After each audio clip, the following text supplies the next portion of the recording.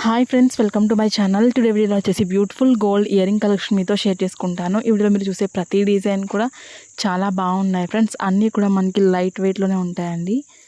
ఇక్కడ నేను ప్రతి డిజైన్ కూడా వెయిట్ అనేది స్క్రీన్ మీద మెన్షన్ చేశాను, అలాగే కాస్ట్ని కూడా మెన్షన్ చేశాను.